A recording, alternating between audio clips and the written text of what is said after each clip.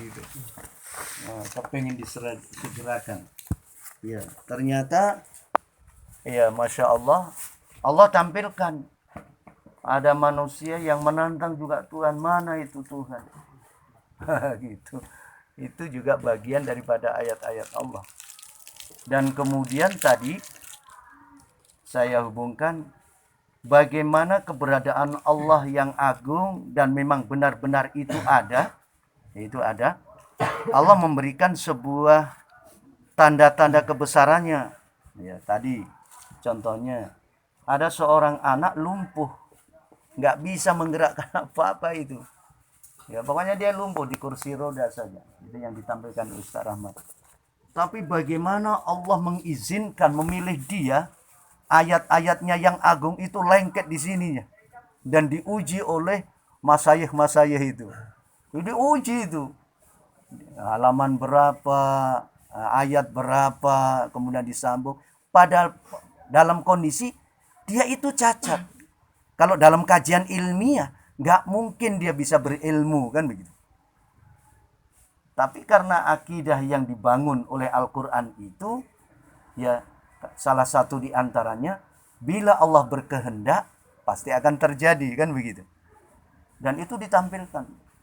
Bagaimana anak yang cacat, ya jalan aja susah, ya gitu, mampu menghafal ayat-ayat Allah. Dan itu mengharukan. Setelah saya renungkan, kembali lagi ayat. Kenapa anak ini kok diistimewakan Allah? Karena ibunya. Bagaimana ibunya tetap berjiwa besar punya anak yang cacat. Ini, punya anak yang cacat, dia tidak ngeluh dia. Bahwa ini merupakan amanah Allah. Diurus saja. Akhirnya bagaimana ibu itu tersanjung di hadapan masa, katakanlah itu. Dengan sebuah asbabnya, ya anaknya diizinkan oleh Allah menghafal ayat-ayat itu. Itu juga bukti daripada ya kebenaran daripada al-Islam. Sehingga bapak-bapak, saudara-saudari yang dirahmati Allah, ya sedikit banyak ketika kita agak tenang mencermati hidup, benar-benar bisa merasakan bagaimana nilai ketauhidan itu yang menjadi sebuah kebutuhan yang paling mendasar, yang paling mendesak bagi kita semua. Sehingga kita bisa memahami tentang hakikat hidup ini.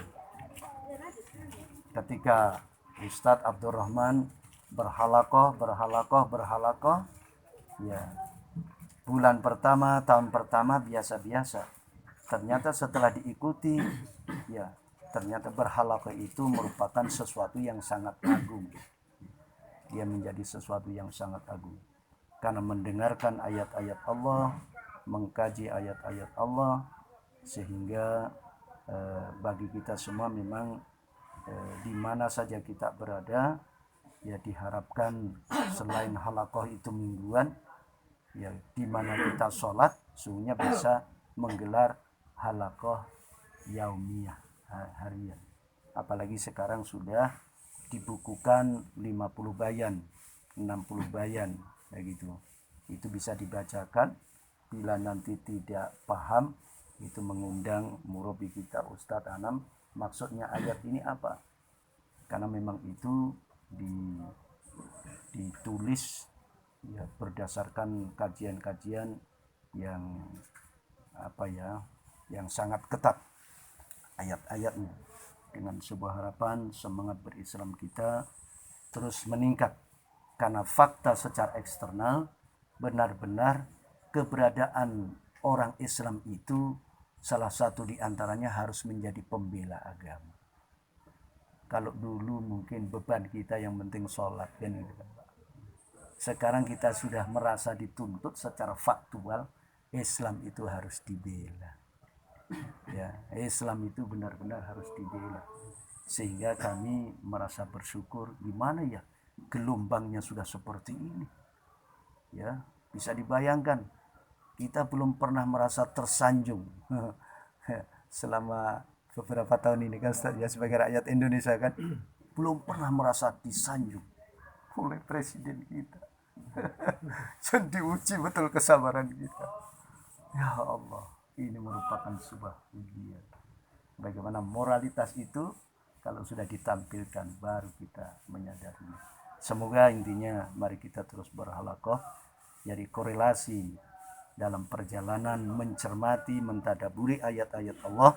Ya lewat ayat ini bagaimana spirit berislam itu sangat jelas, ya merujuk kepada ayat tadi, bingkainya mata rantainya sampai kepada Nabiullah Ibrahim alaihissalam.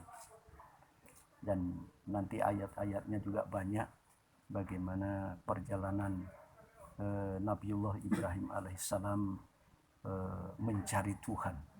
Itu juga sangat menarik. Barangkali demikian. Assalamualaikum warahmatullahi wabarakatuh. Terima kasih pada